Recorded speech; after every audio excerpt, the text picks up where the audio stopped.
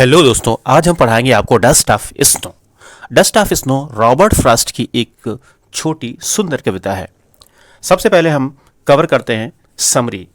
हिंदी में पढ़ बताएंगे पहले, उसके बाद में इंग्लिश में, और उसके बाद में हम पोम को पढ़ाएंगे word by word. Then rhyme scheme बताएंगे और लास्ट में बताएंगे हम आपको सेंट्रल आइडिया, जो एग्ज़ाम के लिए बहुत ही मोस्ट इम्पॉर्टेंट है।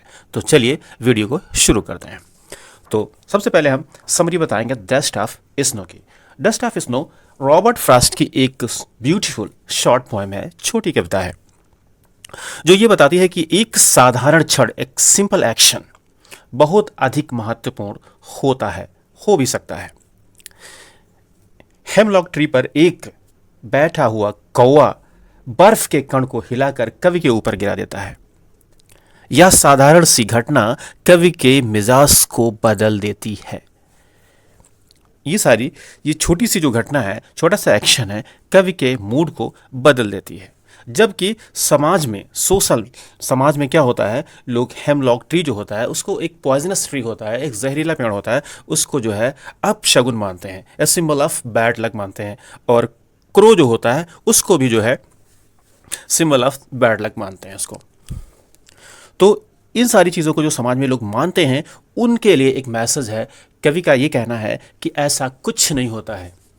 जो लोग ऐसा मानते हैं कि जा रहे हैं कहीं, बिल्ली ने रास्ता काट दिया तो कह दिया अरे ये तो टाइम गलत है, या टाइम गलत हो जाएगा, या ऐसा इस तरीके से हो जाएगा, ऐसा कुछ भी नहीं होता है। तो कवि का यही कहना है, उन सारे लोगों को यही मैसेज है जो बहुत ही अंधविश्वास में डूबे हुए हैं, उनके लिए एक मैसेज है। तो कवि यहाँ पर ये कहता है कि एक साधारण सी घटना जो होती है वो कवि के मिजाज को, मूड को बदल देती है। कवि बहुत दुखी था। कवि क्या था? दुखी था। उसका जो दिन था उससे पहले का आधा हिस्सा खराब हो गया था, उसका दिन खराब हो गया था। कवि दुखी था बहुत ही, पता नहीं किसी वजह से दुखी होगा, ठीक है। लेकिन जब धूल के कण पोएट के ऊपर गिरे तो उसका मूड बदल गया। शेष दिन का भाग बचा हुआ जिससे वह किसी काम को करना चाहता था, वो आराम से अब कर सकेगा, क्योंकि उसका मूड जो है अब खुश हो गया है, वो हैप्पी हो गया है। Dust of snow is a short poem describing a simple moment which has a large significance. A crow sitting on a hemlock tree shakes off the dust of snow on the poet. The simple action changes the depressive mood of the poet. Lost in the sorrow, he has wasted a part of his day, repenting, but now with the changes of mood, he wants to utilize the rest of the day in some useful activity. ठीक है, चलिए अब pome को word by word पढ़ते हैं। तो पहला stanza पढ़ते हैं। The way a crow shook down on me the dust of snow from a hemlock tree. Dust of snow, बर्फ के कण। डस्ट धूल भी कहते हैं, यहाँ पर है बर्फ के कण, पार्टिकल। द वे, जिस तरह से, वे मीन्स प्रकार या तरीका कह सकते हो। द वे अ क्रो, जिस तरह से एक क्रो, ए मीन्स एक, क्रो मीन्स कौवा। शूक, हिला दिया, झकझोर दिया। ऑन मी, मेरे ऊपर। जिस तरह एक कौवे ने मेरे ऊपर हिला दिया। शूक डाउन ऑन मी, क्या? डस्ट ऑफ स्नो, बर्फ के कण। कहाँ से? From a hemlock tree. From माने से, ए हेमलॉक। हेमलॉक क्या होता है? एक प्रकार ट्री होता है जो पॉइजनस ट्री होता है, जिसको हम धतूरे का भी पेड़ कहते हैं। तो एक हेमलॉक ट्री पर बैठा हुआ कौवा जो है, उसके ऊपर बर्फ के कण को क्या करता है? हिला देता है। वो बर्फ की कण जो है रॉबर्ट फ्रॉस्ट के ऊपर गिरती हैं, जिससे उसका मूड जो होता है वो चेंज हो जाता है, बदल जाता है। इससे पहले एक पोएट जो था बहुत ही दुखी था, किसी वजह से दुखी था, लेकिन जब वहाँ पे जाता है, पेड़ के नीचे रुकता है, ठीक है, तो उसी क्षण जो है, उसी समय एक एक्शन क्या होता है, सिंपल एक्शन है कि वो कौवा जो है ऊपर बैठता है और वो जो ब्रांचेस होती हैं पेड़ की वो हिलती हैं और उसके ऊपर जो है एक डस्ट ऑफ स्नो गिरता है। जिससे क्या होता है, have given my heart change of mood, जिससे उसका जो है चेंज मूड बदल जाता है, जिससे उसका जो मूड है वो बदल जाता है, पोएट का जो मूड है वो बदल जाता है। सेकेंड स्टेंजा में लिखा है, सेकेंड स्टेंजा है has given my, second stanza has given my heart a change of mood, मेरा जो मन का मूड है वो बदल जाता है, बदल गया है। कब बदल गया? जब डस्ट ऑफ स्नो उसके ऊपर गिरी। एंड सेव्ड, और उसने बचा लिया, सेव्ड माने बचा लिया, some part of a day I had rued, rued means had in regret, पछतावे में, दुख में, तकलीफ में। जो उससे पहले क्या था, जो पोएट कवि दुख में था, तकलीफ में था, वो उस सारी चीज़ों से बच गया है। ठीक, जो शेष दिन बचा है उसने उस पार्टिकल्स, इस डस्ट ऑफ स्नो ने उसे बचा लिया, क्योंकि अब उसका मूड चेंज हो गया है, वो खुश हो गया है। अब जो शेष बचा हुआ दिन है उसको किसी काम में उसको यूज़ कर लेगा, कर सकता है, कोई भी एक्टिविटीज़ करेगा जो वो करना चाहता है।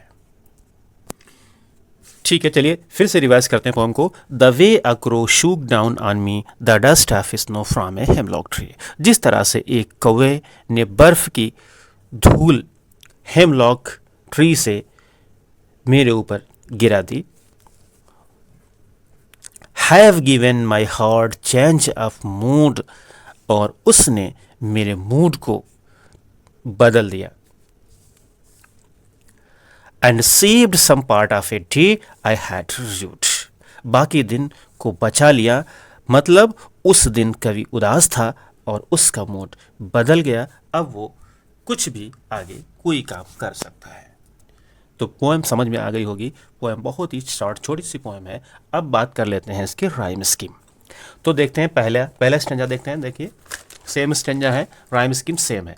तो पहले स्टेंजा में फर्स्ट लाइन क्रो, लास्ट में आया क्रो, फिर सेकेंड लाइन में मी, थर्ड लाइन में स्नो। देखिए फर्स्ट और थर्ड लाइन में क्रो स्नो, ये दोनों हो गई ए और ए। सेकेंड और थर्ड में मी और ट्री, ये हो गई बी और बी। तो इसकी राइम स्कीम हो गई ए बी। देख लेते हैं सेकेंड स्टेंजा में भी सेम यही होगा। पहले लाइन में आया, लास्ट में देखिए हार्ट, उसके बाद में थर्ड लाइन में आ गया पार्ट। तो हार्ट और पार्ट ये दोनों हो गई ए और ए। उसके बाद में सेकेंड लाइन और थर्ड लाइन, फोर्थ लाइन देखते हैं। सेकेंड लाइन में मूड और फोर्थ लाइन में रूड, ये हो गई बी। तो ए बी, इसकी राइम स्कीम हो गई ए बी। ठीक है, तो राइम स्कीम इसके समझ में आ गई होगी।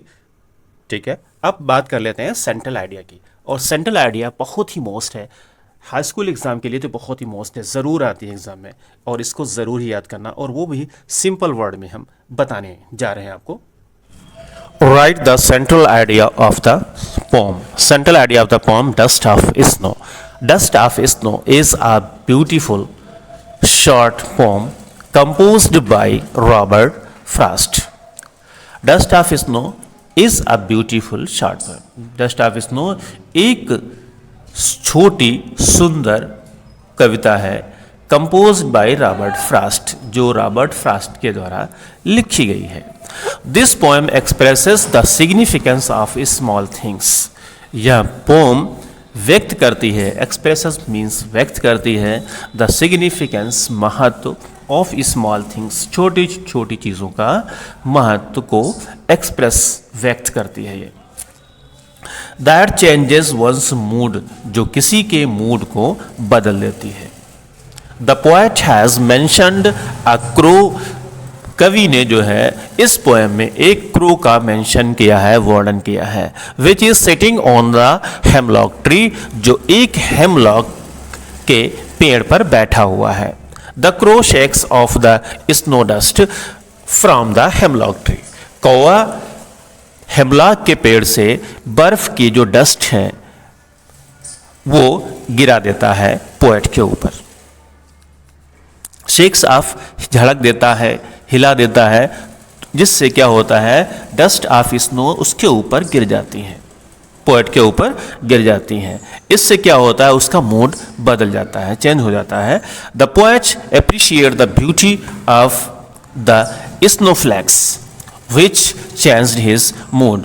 पोएट जो है यहाँ पर उस बर्फीली जगह की जो है प्रशंसा करता है, सुंदर, appreciate the beauty of the snowflakes which changed his mood, जिसने उसके मूड को बदल दिया है। उसका जो शेष बचा हुआ टाइम, समय, जो दिन था वो अब अच्छा हो जाएगा।